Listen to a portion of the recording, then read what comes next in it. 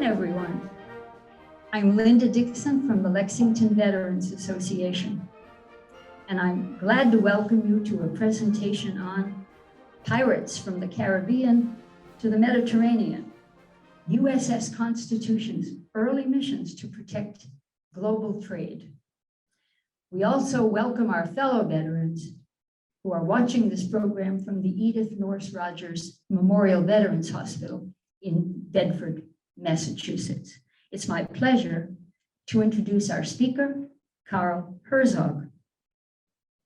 Carl Herzog is the public historian for the USS Constitution Museum. Prior to joining the museum, Carl served as a college maritime history instructor, and he sailed professionally for many years on board a variety of educational tall ships. He holds a 500-ton ocean master's license for the United States Coast Guard, an MA in history from the University of Rhode Island, and he's currently, I think, completing a PhD dissertation through UMass Amherst on colonial era smuggling between, very conveniently, New England and the West Indies. Please welcome Carl Herzog. Good afternoon. It's a pleasure to be here today. So happy to be back both in person with Lexington and with the veterans, as well as able to be online with everybody today. It's a phenomenal opportunity experience. I want to take a couple of minutes to tell you a little bit, for those who may not be familiar with who we are at the museum, and also who I'm not. I, as you may have guessed from Linda's introduction, am not a member of the military forces. I'm not in the Navy, nor did I serve in the military. But the ship itself still is. The Constitution is the oldest commissioned warship still afloat. And as a result, it is still manned by active duty US Navy sailors. There's a crew of about 70 sailors still on board the ship regularly. And if you go and take a tour of USS Constitution, that's who will be giving you those tours, one of those active duty crew. In addition to the active duty crew, who you can see in some of the imagery here, they still do sail training work, setting and furling sails, even if they're sitting at the dock, getting some of that experience of being aloft that sailors 200 years would have had.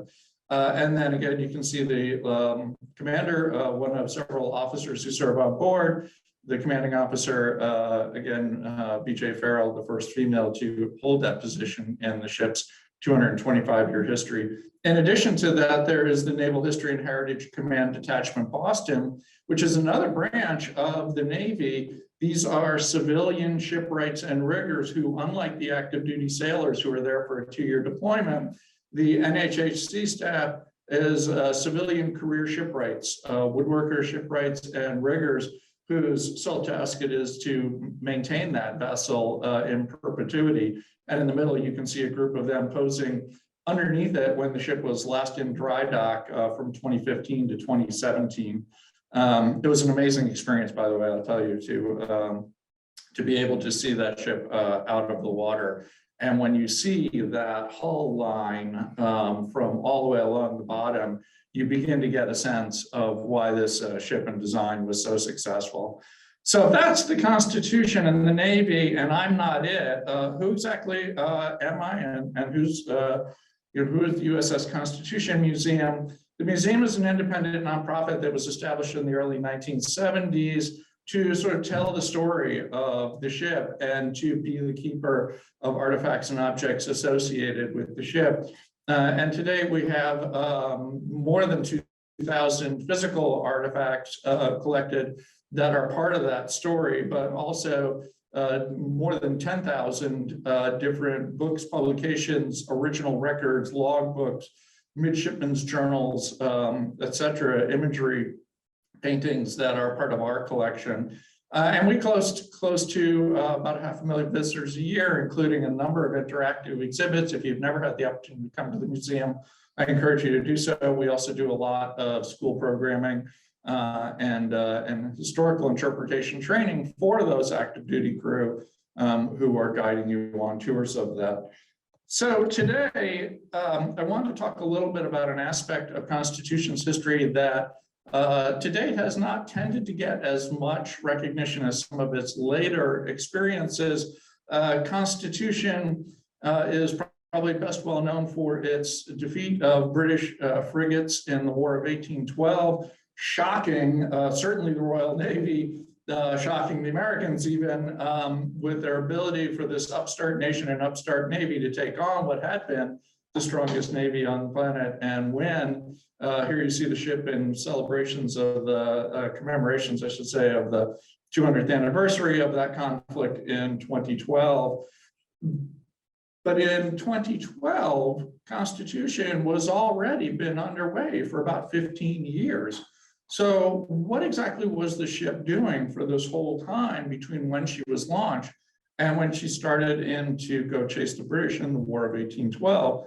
And that's a little bit about what we're going to talk about today, because after she was launched on the north end of Boston in 1797, the ship began on two separate sort of missions that were tied to the purpose for its construction, and also kept the ship and the rest of the fledgling Navy very busy in these early years, and also served as sort of a standing point for what would become tasks that the Navy continues to pursue today. And that is the ability to have a global reach and protect US interests in far-flung places. And for Constitution and the rest of the early frigates, initially that was supposed to have been in the Mediterranean, on the Barbary coast, where corsairs, pirates, were attacking US shipping after that American merchant fleet no longer had the protection of the British Royal Navy. And we were being built to go there. But America at the time didn't really want to have a standing Navy, and Congress only managed to approve the construction of these initial vessels by the barest, slimmest margin of a vote. And the only thing that made that vote possible really was a final concession that said, if peace is made, at the time with Algiers, primarily in North Africa, the construction on these frigates would cease. And in fact, the US managed to arrange a sort of temporary truce and peace with that nation. And as a result, construction did stop on 3 of those 6 frigates, but the administration at the time wanted and felt the importance of having these things continue to be built, and so pursued finishing 3 of them, which included Constitution. And it was a good thing they did, because before these things were even back into the water, things were sparking up in another corner of the world, and that was down in the Caribbean. And this was where French privateers were beginning to attack American merchant shipping fleet. And it can be a little hard to understand sometimes to the general public. How did our first conflict as an independent nation end up being with France? Weren't they helping us in the American Revolution? And in fact, yes, that is the case. But American merchants were eager to get back onto the global trade playing field.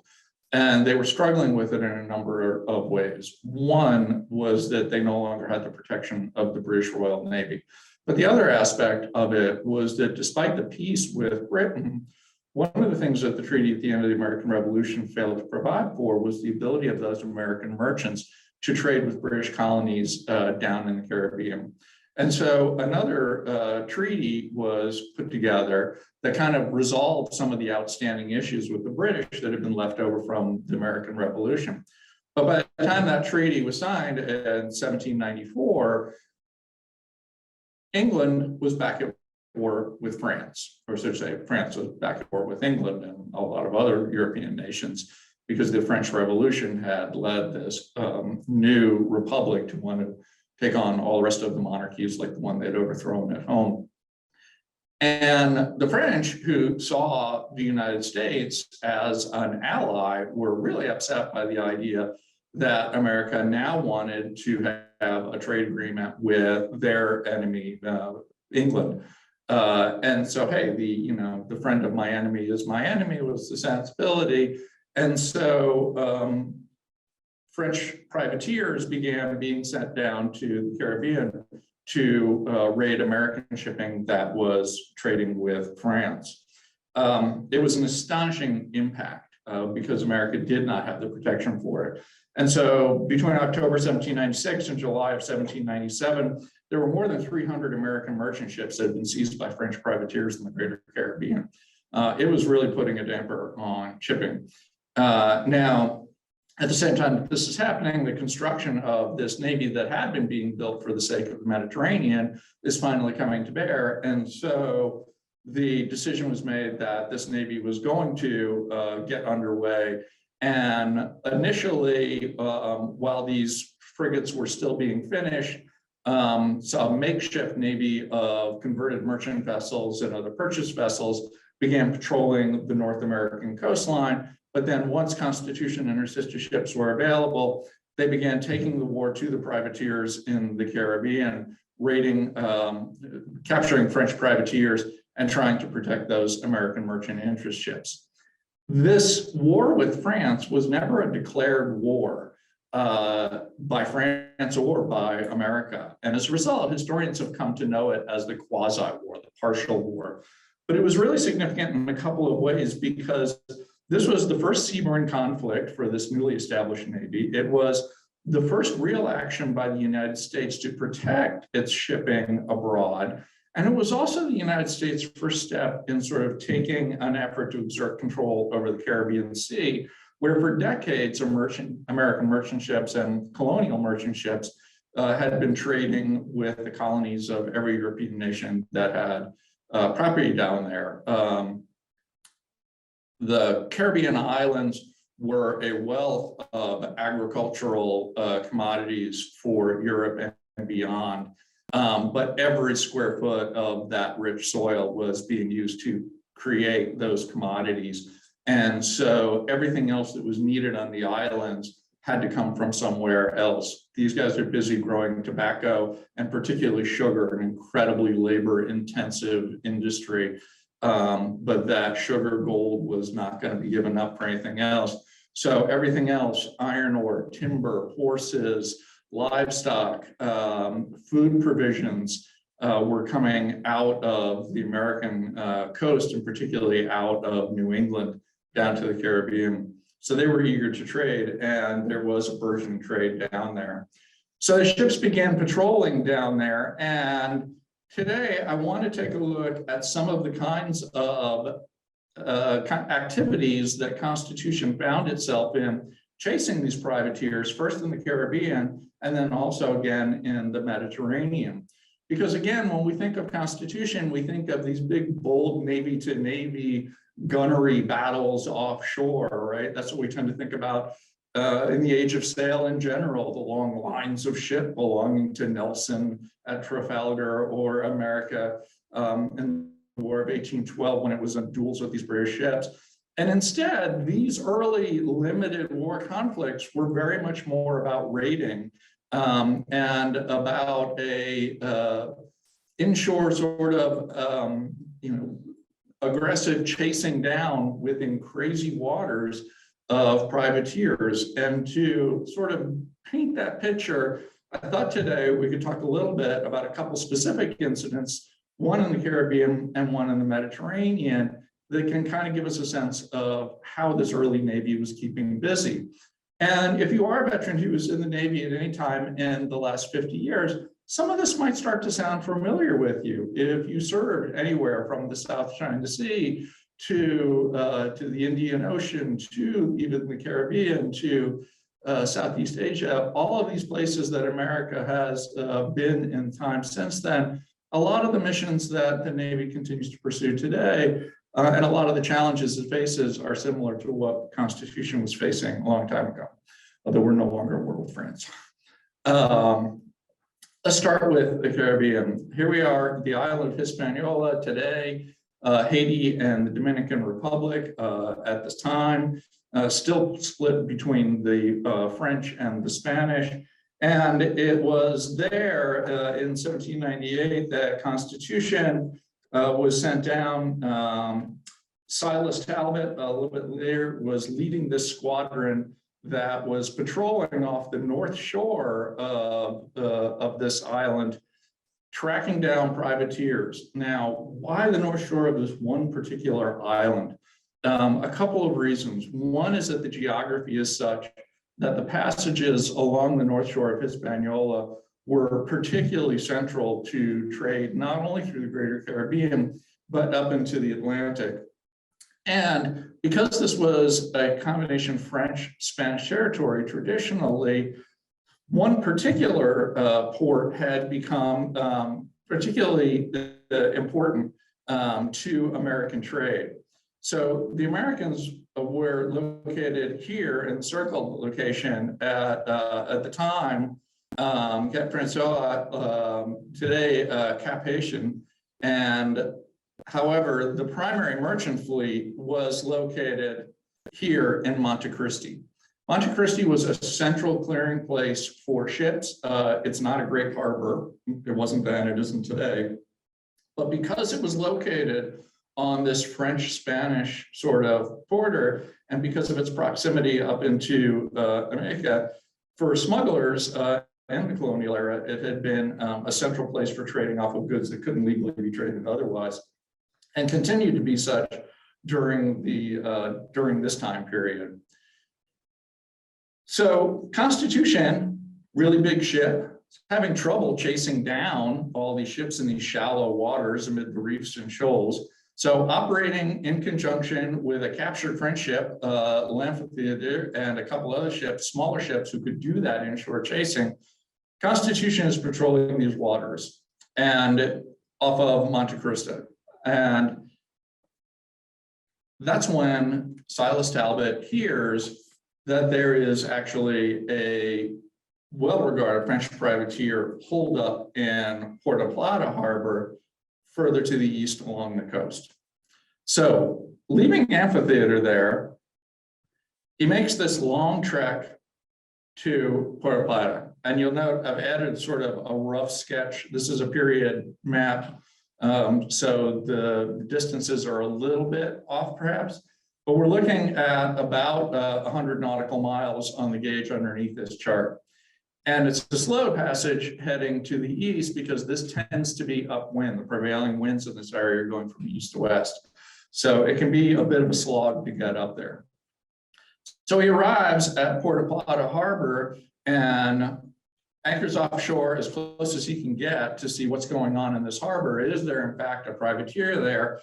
And he sends ashore a sort of reconnaissance boat, a small boat with a small contingent, led by his lieutenant, Isaac Hull, First Lieutenant Isaac Hull, who would later become a Constitution captain in the War of 1812. And Hull rows into the harbor surreptitiously and sees that, yes, in fact, there are 3 ships anchored in Puerto Plata Harbor, but he's got really bad news. When he gets back to Constitution, he's forced to tell Talbot that the only approach into this harbor is this narrow cut through the reef. Oh yeah, and on top of it, there's a fort on a hill overlooking this harbor filled with guns. So they're probably not going to get in there very easily. Now, Silas Talbot had an Army background, not particularly a Navy background, but in that Army capacity, he had done these kinds of raids before, but that was his specialty. He wasn't this extraordinarily adroit ship handler. So the prospect of trying to bring Constitution through this narrow reef pass, right, this big ship, to try and capture this thing while avoiding being blasted by the fort, to avoid being blasted by the ships in the harbor, and to avoid like running onto a reef and losing the entire ship. So, well, that's not going to work. And plus, they've now lost the element of surprise because these large ships can see, these 3 ships can see Constitution as well. And so he realizes that it's going to have to wait. We're going to have to find another way to get in there and cut out this privateer. So at that point, around that point, then all of this takes a day or two. They see another sail offshore, and so they begin pursuing that sail instead to track down what may in fact be another privateer. And while they are gone, one of those three ships, the privateer Esther, sneaks out of Puerto Plata Harbor, makes its break while Constitution is not out there. Did so with no sail set, actually rode out of this reef pass and started heading eastward. Meanwhile, Constitution arrives back, but while Constitution is doing all that, and then once Constitution gets back to Puerto Plata, they discover that Esther is gone. They begin looking for Esther, but they begin sailing west to do it. Esther, meanwhile, sails east along the coast and captures another American merchant ship, the Nymph, and begins looking for a place to land that cargo and that captured ship. Meanwhile, Constitution, again, not finding Esther back at Puerto Plata, starts pursuing west all the way back to Monte Cristo, where they meet up with Amphitheater, and the two of them begin then going back in the other direction, back toward the east. And there they finally catch up with Esther and her captured American merchant ship Nymph in what was an undescribed bay along the shoreline. I think it was probably right around where the entrance to the Rio de San Juan is right now, and a fairly sort of flat beach with some reef area a little bit offshore. And by the time Constitution gets there, they happen to come upon the privateers unloading their American merchant cargo and trying to get this stuff onto the shore with the help of a local sailing barge. So they attack. Marines in a small boat attack. Constitution is gunning, firing its guns and laying sort of broadsides to Esther. And then in what appears to have been an effort by the privateers to get away, they initially return fire, they try and get underway, and then they run aground on this shallow beach. Now, it's unclear whether this was intentional or whether they were trying to escape and ran aground, but either way, all of a sudden, this privateer has run up onto the beach, and Marines are coming at it, gunnery from Constitution's firing, and the privateers are literally running for it. They're leaping into the water and swimming for the beach and trying to run into the jungles along the shoreline. The Marines, in the meantime, board Esther and take that ship. Meanwhile, the Nymph, the American merchant ship, is still sitting at anchor abandoned nearby. And so the Americans then take the Nymph. In total, they ended up killing 3 of these privateers in the course of this action. 16 of them were taken prisoner, and another 24 of them managed to escape off the beach into the jungle. And now Constitution, as Drew has both this privateer ship and its American merchant ship recaptured, but the sailing barge is getting away. So Talbot sends off, despite the fact that at this point, that particular day, it's now late in the afternoon, the sun's going down. He's not going to wait till the next day because he wants to capture this shallow barge, which is set off along the shoreline, sailing in waters the Constitution couldn't get into. So he again dispatches another contingent of crew in one of the ship's cutters to chase down this barge full of cargo, and then begin sailing offshore to try and follow along offshore. It takes another day and overnight for this cutter to show back up again. And they did not find the sailing barge. However, in the process, the officers on board did come across the Sally, another American ship. This American ship had not been captured, but the crew members, the Constitution crew members on board, essentially believed that the Sally had been trading illegally with the French and was itself subject to seizure. So they seized it and they brought it back to Constitution. Now, Sally's captain, Thomas Sanford from Connecticut, as I recall, declared his innocence. He said, we wasn't trading with the French, we're trading along the Spanish coast. We've been back and forth, in and out of here. That's the only thing I've done. In fact, I was in Puerto Plata just a couple of days ago. one thing to say. That sealed Sally's fate. Whether the Sally had been trading illegally or not, once Talbot heard that the Sally was a known commodity in Puerto Plata Harbor, he knew he had his tool to get at the Sandwich, this other privateer that was still holed up in Puerto Plata. So he concocts this phenomenal plan to go get the Sandwich. And so here you can see just how difficult, again, look at the 100 miles out here. So far, we've gone all the way down one end of this coastline to the other, and now we're working our way back. This is roughly the distance on this first little loop where they catch up with the cutter that first set out, and then they head back to Puerto Plata. Their Constitution stays offshore, and the Sally, with a crew of American sailors on board, surreptitiously get below decks, and Sally sails in through this narrow pass into Puerto Plata. In the meantime, a separate contingent of US Marines from USS Constitution in one of the small boats rows through the same reef pass, staying out of sight of the ships in the harbor, but lands ashore at the edge of the harbor to go into the fort and stop those guns from being able to fire on the Sally as it seizes the Sandwich. This, by the way, is the first amphibious landing of US Marines, not counting those that had been done in the Continental Navy earlier, once this new Navy had been established. So the Marines head up into the fort and take it in a matter of minutes with no problem.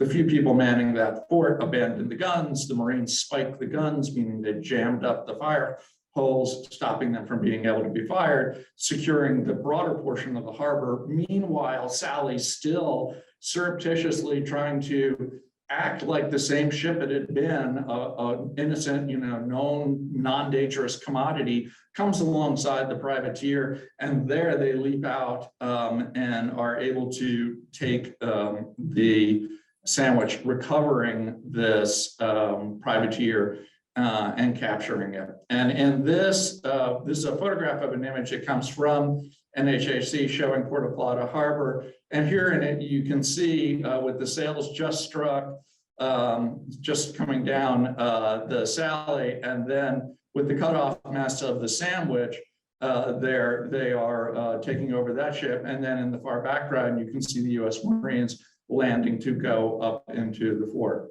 It was quite an impressive operation, but it wasn't even over at that point, because now they still had to get the Sandwich out of this harbor before anybody started attacking them. And one of the things they discovered when they got to the Sandwich was that it was nowhere near ready for sea. It had been holed up there for a while. And so this Navy crew goes down below deck, has to find the sails, find the spars, reassemble the entire rig of this privateer, and then sail it out of this narrow reef pass to reconvene. But they managed to do that. They had to fire back at a few locals who were coming out to eject, but they get out of there. An astonishing sort of, this is the kind of stuff of movies, right? That kind of shore-bound, inshore, irregular warfare, analysts like to refer to it as. And it was a success in that they captured it, but it also sort of points to the difficulty in how complicated this conflict and similar conflicts would be later. The idea of rules of engagement, what was legit, what wasn't, is something we tend to associate, I think, with more modern warfare. But even then and there, the question was, could they have legally taken the ship? And it was subject to a legal review back in the States. And the problem that arose here was that Puerto Plata Harbor, technically on the Spanish side, well, legitimately on the Spanish side of the island, so giving Talbot no reason to think otherwise, well, actually, sort of vice versa, I should say, that Spanish side of Hispaniola had technically on paper been ceded to France at one point. But the Spanish still occupied and governed this half of the island. And so the Spanish government immediately filed a protest with the US. And as a result, because Spain was neutral in this conflict, it was declared an illegitimate target. And now they could have fought this, But the US State Department decided also that to preserve good relations with Spain, it was better off to just give this privateering vessel back to its owners and help settle a dispute, what was becoming a diplomatic dispute with Spain. So after all that, they don't even get to keep the prize. But it was still pretty impressive because in chasing after this one ship, Silas Talbot manages to secure a flotilla of 4 different ships in the process, right? Esther, Nymph, Sally, and Sandwich. Only has to give 1 back and has 3 more to show for itself, and has recovered American merchant ships and taken certainly 2 of these privateers off of the water. Pretty impressive, I think, and a lot of firsts, but largely unknown.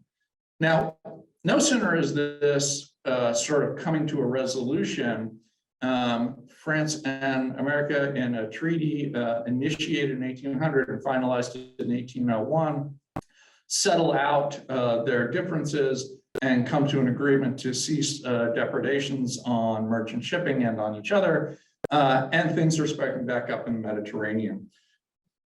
Piracy along the North African coast of the Mediterranean had been an issue for a very, very long time, and really geared up after the American Revolution, again, because American merchant interests, and there was a burgeoning American merchant trade in the Mediterranean as well, no longer had the protection of the British Royal Navy to protect them, and the North African states knew this. At the time, these states, including Morocco, Algiers, Tunisia, Tripoli, were all sort of extensions, on paper at least, of the Ottoman Empire, but were still largely run independently. Morocco had made an early treaty with the United States, one of the first international treaties that the United States made after the American Revolution, and in fact one that still stands today. It's continued to get renewed ever since then. But the other states were not so much. And so initially this conflict had been with Algiers. And again, when that conflict was resolved temporarily through the payment and release of ransomed crew that were being held for nearly a decade in these countries, everything was temporarily resolved. But then Tripoli, further to the east, decided they were unhappy with this and began attacking shipping again. And so by 1801, Constitution and the rest of the US Navy are headed back down to these Barbary states to engage with Tripoli. Now, this is a little bit different situation than it was in the Caribbean. They were capturing corsairs, these pirates who were operating along the waters, but they were also more directly confronting the land-bound nations who were hosting and sponsoring a lot of this piracy. So as a result, a lot of this was situated around the harbor of Tripoli, noted in the circle on this chart. And American ships were trying to blockade, in particular, this main harbor in Tripoli. And in 1803, well, let me step back a second, because this is who these people were kind of matters too. This squadron along the North African coast was led by Edward Preble. And when Preble was sent out there, he complained that all of the rest of his officers and the captains of these other ships that he had with him were just a bunch of boys. And this was also a stark contrast from the earlier quasi-war. When the Navy was first established in the 1790s and the quasi-war begins, they look to a lot of retired revolutionary veterans for command for these positions. And so there were a lot of older captains who were serving in the quasi-war, but just a few years later, there's a new generation coming up, and the boys that Preble had ended up being a group that would go on to great fame in the US Navy. They included people like Decatur, Hull, Bainbridge, Porter, Lawrence. All these guys were serving under Preble in the Barbary War. And as a result, historians would later look at this and go, well, they were Preble's boys. That's what they became known. This group that whose names are now all over the US Naval Academy, all over the sterns of highly regarded US naval ships, and all over the history of the US Navy. So it was a really astonishing group, and we begin to see in these conflicts some of what those boys were making their names for themselves. But it wasn't always great names, sad to say. USS Philadelphia, under the command of William Bainbridge in 1803, is chasing a ship into Tripoli and manages to run aground on unknown, at least to them, rocks at the outer edge of the harbor. Hard aground. Bainbridge himself would later on manage to survive this debacle and come back to become one of the captains of Constitution during his famous battles with the Royal Navy. But at the time, Bainbridge and his crew end up being captured by the Tripolitans, who also take USS Philadelphia. This is devastating to the Americans. If the Tripolitans can get Philadelphia back underway, they're going to be in deep trouble, because this ship is going to go out, supplement these piracy efforts, and be a real thorn in the American side. So Preble realizes that they have to, if they can't rescue Philadelphia, which seemed pretty difficult at the time, then they have to somehow get rid of it. Well, once again, it's a game of deception. Preble ends up with a captured Tripolitan ketch, the Mastika, which was originally, unlike the lateen-rigged local gunboats that you see in this image, the Mastika was a ketch that had originally been built by the French and sold to Tripoli, and then captured by the Americans from the Tripolitans. And so they had the ship that was presumably Tripolitan, but looked like it could have come from just about any European nation as a trading ship. And this was going to be their way in again. So posing as a Maltese ship, Lieutenant Stephen Decatur boards what the ship, the Mastika, which has now been renamed USS Intrepid, and sails into the harbor, pretending to have lost an anchor and begging the Tripolitans on board Philadelphia, can we tie up alongside you? Which turns out to be something they get away with. They're able to lay up alongside Philadelphia, defeat the small crew that was on board Philadelphia guarding it at the time, and set fire to Philadelphia and escape on the Intrepid, eliminating the ship, a devastating loss still, mind you, but better than being captured by the Tripolitans, and get out of there. And it was sort of a crowning achievement and sort of the beginning, certainly, of Stephen Decatur's long career, and an astonishing kind of dramatic victory, again, that, you know, is the kind of thing you make movies out of. Really impressive. Bainbridge and his crew are still in the Tripolitan prison for the remainder of pretty much the remainder of the conflict. But Preble, now with an upper hand, is able to organize an assault on Tripoli itself later on in the summer of 1804. And his assault is a series of battles that are kind of winning, some inconclusive.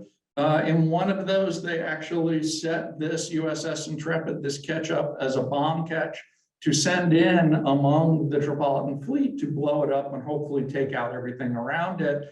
But unfortunately, the ordnance on board exploded prematurely, killing the captain and the rest of the crew who were on board. So definitely some wins, but also some losses. But in fact, it wasn't that ended up the naval sort of engagements that end up winning that Tripolitan conflict, as much as it was that combined with an overland threat.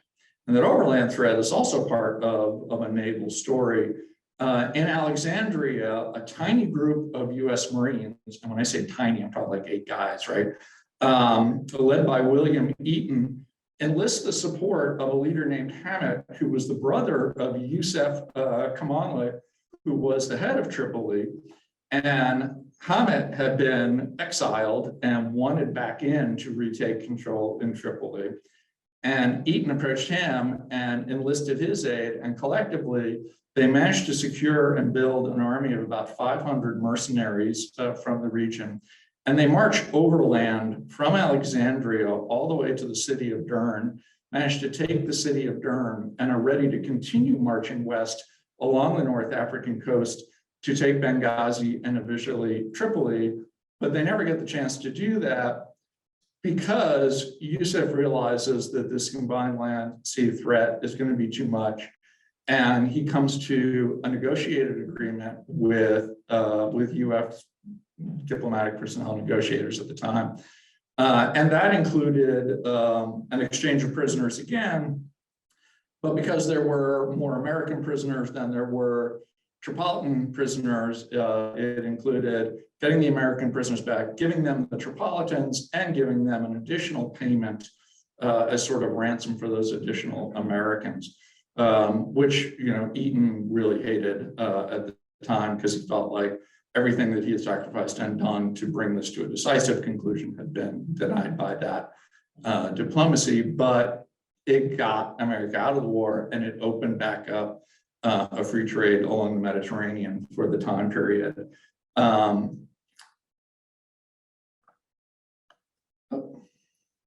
There's the explosion in Philadelphia. Sorry, I've run ahead of my slide deck. And then, the assault in 1804 onto the city of Tripoli by USS Constitution with all of the gunboats for the Tripolitans and the American fleet in action. Those two conflicts sort of set the stage for what this US Navy is going to continue to do in the decades after that. They continue to struggle with the global sort of European conflict. Clearly, all of this was tied into both the American Revolution, the French Revolution, the ongoing European conflicts between England and France, and how that conflict spilled over into places like North Africa and the Caribbean colonies. And these kinds of conflicts continue, culminating in the War of 1812, in which which a lot of historians refer to as sort of the real end to the American Revolution, when with US sailors still being pressed by the British and free neutral trade still being challenged, America finally sheds that yoke and is able to establish itself. But it does not end the American presence either in the Caribbean or certainly not in the Mediterranean.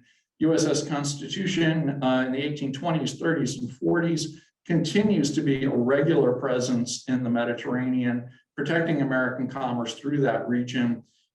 So much so that at times a lot of other nationals from the region came on board as members of the crew. At one point, more than 24 Maltese nationals served as members of USS Constitution's crew, while the captain at the time was waiting for relief crew from the States. And as a result, there's a memorial, which I'm happy to say the Constitution Museum was able to assist with, in the harbor of Valletta, in the old harbor in Malta, commemorating USS Constitution's regular presence in Malta, also up in Leghorn in Italy, and throughout that region. Similarly, though Constitution spent far less time again in the Caribbean, USS Constitution captains would be back down there looking for the British again in the War of 1812. And certainly in the years since the Madison administration, the USS had a fairly regular presence in the entire Caribbean basin. So I encourage you to, if you have an opportunity, to come and see Constitution up at the USS Constitution in the Charlestown Navy Yard, and also visit the USS Constitution Museum. We are literally right next door to the ship itself. This image from the ship in its last dry dock period in 2015 to 2017. And new and ready for another 20 years of service on the water to the US Navy. But I think these piracy stories, we love, everyone loves the pirate stories, but particularly Pirates of the Caribbean, I think we tend to associate with a romanticized, but also much earlier time period. And while this entire talk may have been a bit of bait and switch because we're talking about privateers authorized by the French government and Barbary corsairs authorized by the North African governments, as opposed to the true outlaw privateers, this irregular warfare, this war against commerce, all of these kinds of tactics and experiences that the Navy had to hew during this time period lends themselves to successes that continue all the way up through today in similar nearshore kind of engagements that the Navy and Constitution pursues. So thank you. I appreciate your time.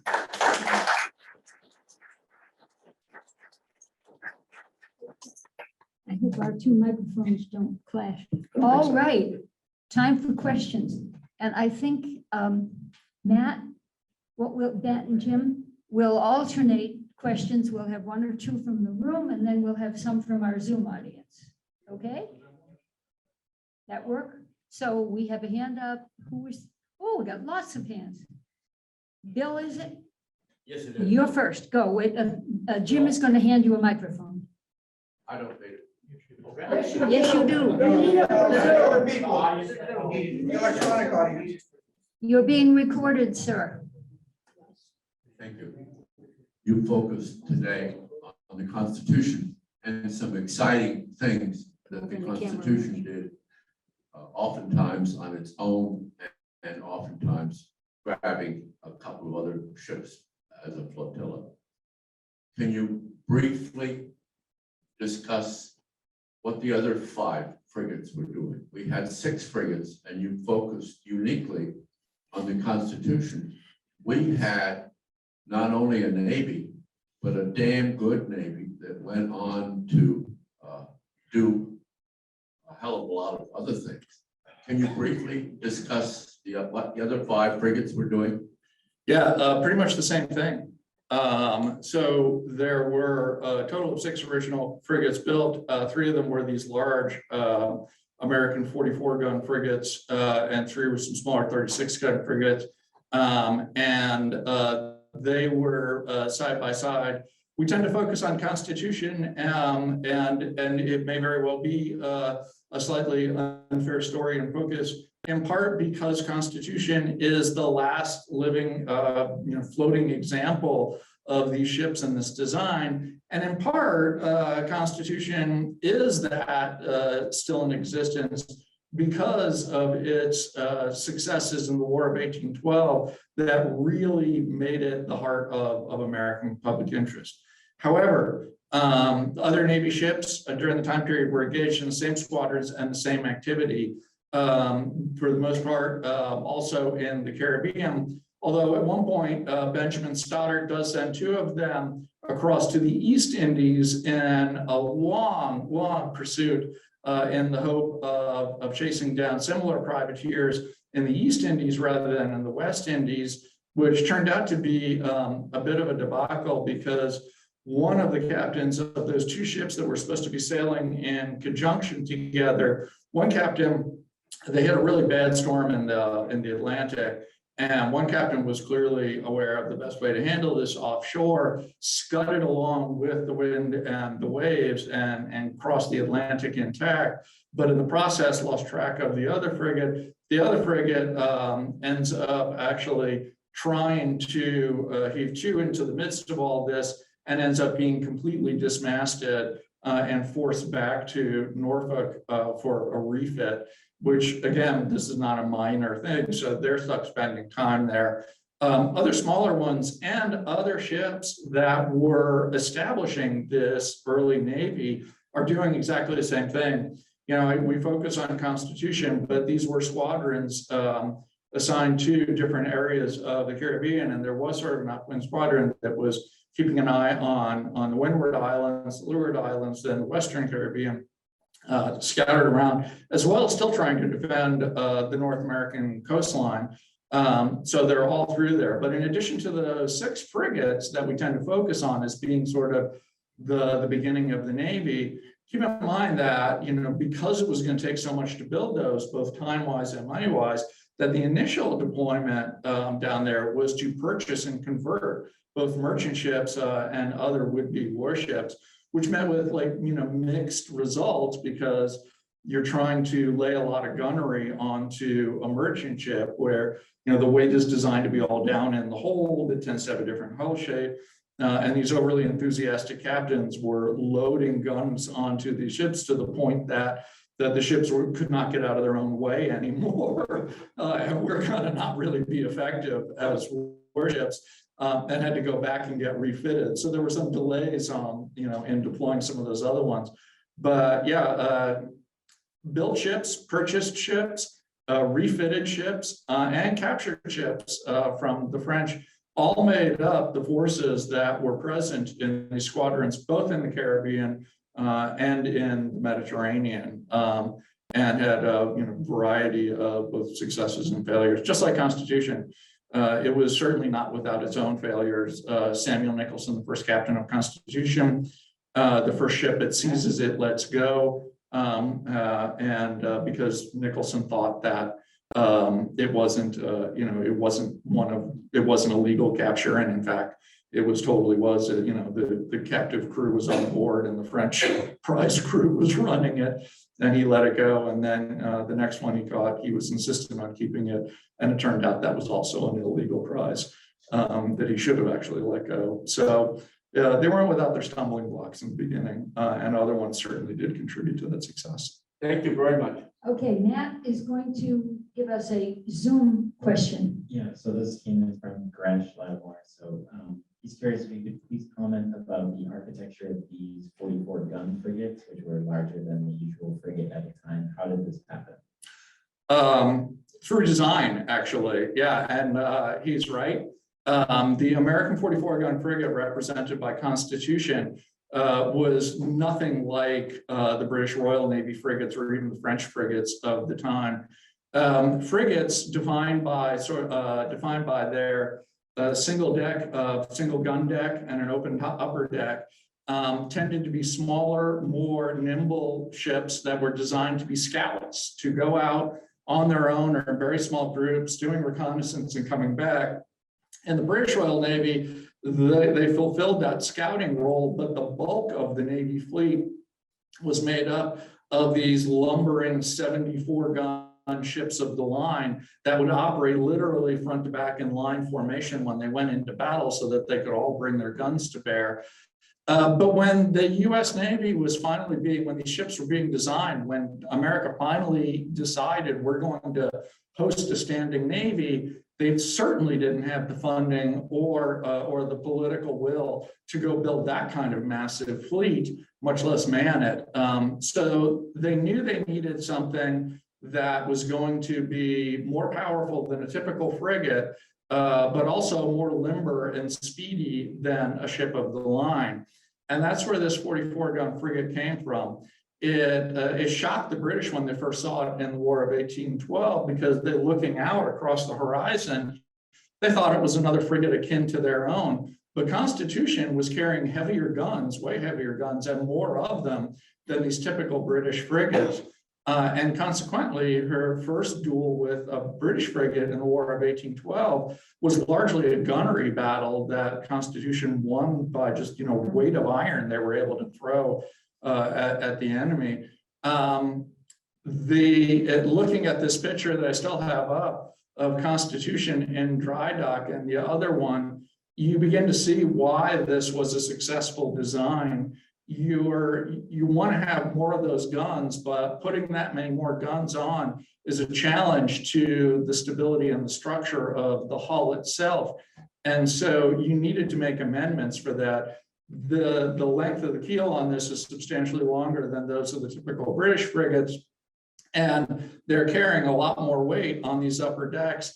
And so two factors went into that design. One, a series of diagonal framing that was laid inside the ceiling planking to support the bow and stern from just falling off into the ocean and maintain all of that weight aloft.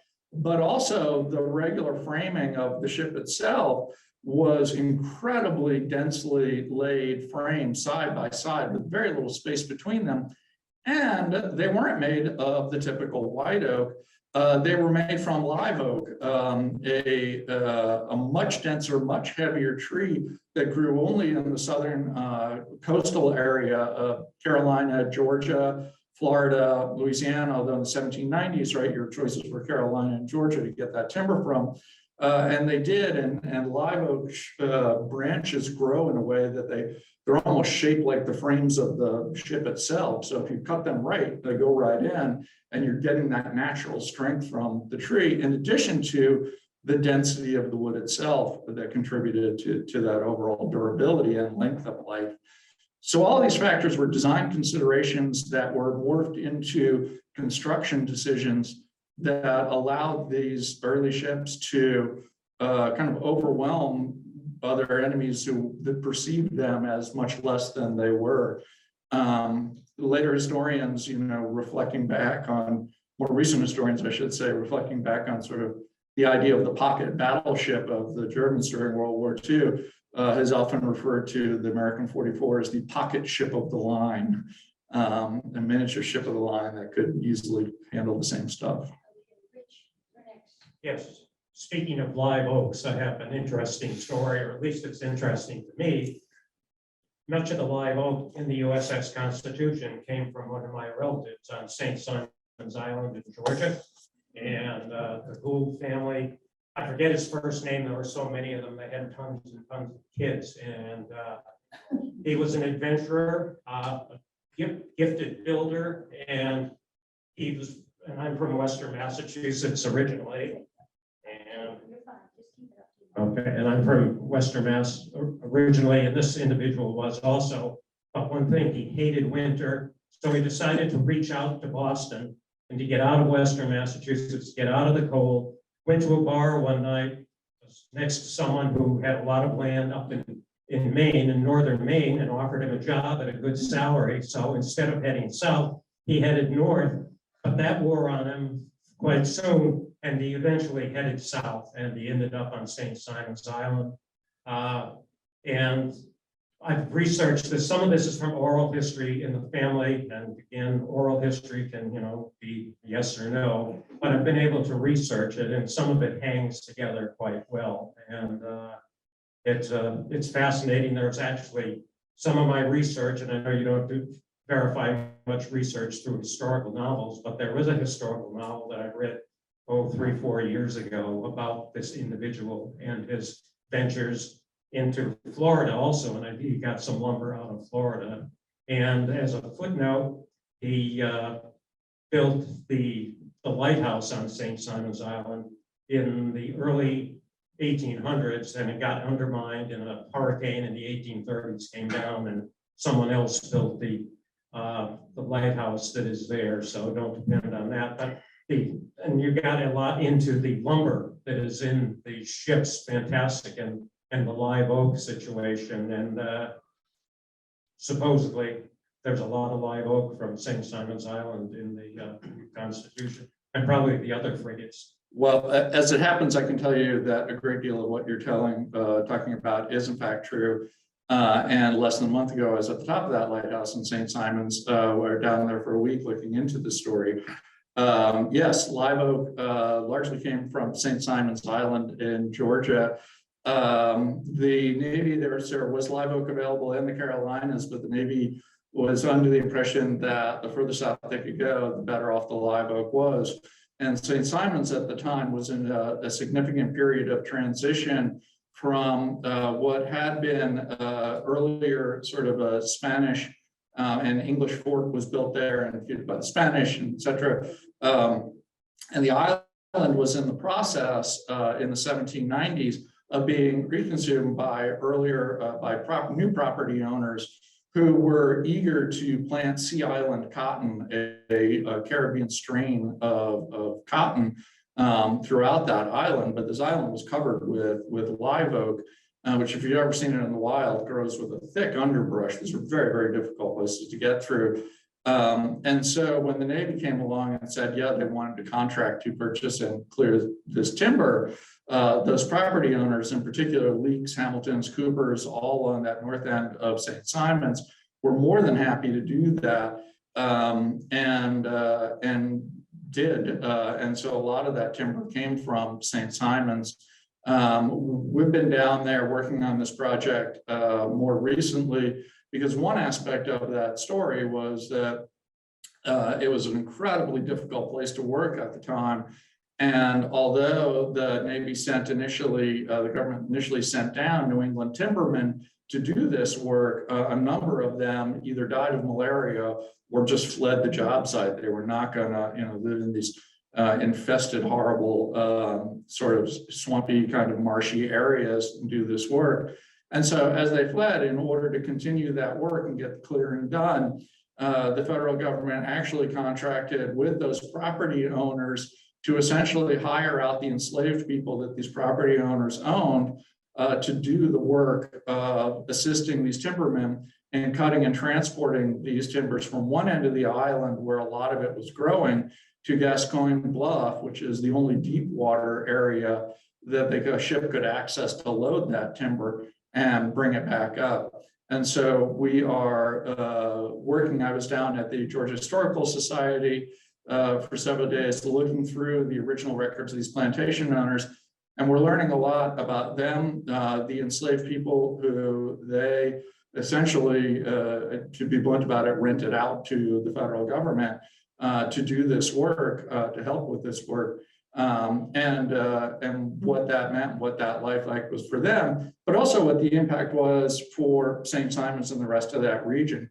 Clearing that property opened the door for a plantation era on St. Simons, in which cotton plantations became the dominant, overwhelmingly dominant industry, and led to a boom in enslaved populations there from that time point in the late 1790s all the way through the American Civil War. That was when the unfortunate side of the family. Oh, They were that slave side. owners down there too, and they had cotton plantations. Yeah, and most people don't know that. And we're talking with, with other historians who are specializing in sort of those enslaved economies and culture about the commonality of enslaved people participating in the creation of a lot of the public infrastructure of early state spaces in the United States as a result. And that includes Constitution, where original timbers, original live oak timbers from 1797 are still on that board, on that ship and accessible today. Thank you. Next question, Steve. Sir, I wanted to ask a question about the present day approval of the Constitution. Do they come from the fleet, the personnel, or from boot camp? And are they mostly, are they bosun's mates, or are they other ratings? Yeah, yes, and yes. All over the place. The percentage of crew that come from directly out of boot camp to USS Constitution ebbs and flows, but often it is upwards to half of them. The rest will be on billets that come out of the active fleet. Ship returns refers to them as fleet returnees. They've served in some other billet. They'll spend 2 years at Constitution, and they'll move on again to another billet. There are bosun's mates on board, but that is, certainly not the kind of the dominant or anticipated rate on board. For a lot of the young seamen coming right out of boot camp, they haven't been to A school yet. They haven't had a rating that they've done their training in yet, which frankly, I think makes their service on board the ship even more impressive. These are young enlisted sailors who are in essence postponing the advancement of their career in the Great Navy while they're, in 1812 uniforms talking to tourists and telling the history and heritage of this. But aren't learning those skills. So if you go on board a Constitution and talk to, and I encourage you to do so, any of the sailors who give you a tour, you will hear from, aviation machinists. You will hear from bosun's mates. You will hear from would-be aerographers' mates. You will hear from yeomen. You will hear from, all kinds of varieties of ratings. And a number of them, I have not even had the opportunity to really begin training in those careers yet. But yeah, they do come from all sources and all rates. Okay, we have time for a couple of more questions, ma'am. My question's brief. What happened to the other two ships that were built when the Constitution was built? Let me think which one's which. Eventually, all of the 6 frigates, USS Constitution is the only one still surviving. When I say 3 continued and 3 were postponed, this was a postponement of a matter of months. And as soon as things sparked up again, construction resumed on the other 3 frigates. They were all underway by 1798. And the dispensation of the rest of them is all over the place. One was captured by the British. One continued to serve and was eventually retired out. I'd have to go back to look at all the individual stories. I'm like, I can keep Constitution stories straight in my head. But yeah, the other frigates all had varied careers of varying length. Most of them lasted at least the War of 1812. Was the Constitution the original name? Oh, for USS Constitution, absolutely, yeah. All of the naming of these original frigates was a combination of names reflecting sort of that federal lineage and also reflecting geographical locations. So is Constitution, President, United States, Congress, Chesapeake, who am I forgetting? Constellation, yeah, there you go, and Constitution, yeah. Thank you. We have a final question before Richard, I give Pat a turn. Okay, hang on. Jim, would you give Pat? Come and join me. I'm just curious if there's any of the original woods still left in the Constitution. Yeah, absolutely. The estimate is probably around 10, 15, maybe even %. Keel, some framing, breast hooks, but a lot of the upper body and a lot of it is constantly under repair. And it's always funny when you say original to getting underway and launch in 1797, but by 1798 or 1799, a lot of that was already being replaced as the ship was amended and changes were made. In part, due to wear and tear, but also some changes were made to ships rigging and hull to reflect improved sort of once you got underway. You're like, well, this really isn't working the way we planned. Let's make some changes. And that's continued on for the last 225 years. Well, I think Carl Herzog has convinced us that if you have a question about the Constitution, he can answer it. I don't think we stumped him, although we may have tried. Please, let us give him a hand of thanks for a wonderful presentation. Thank you. A wonderful way to end our first half of our season.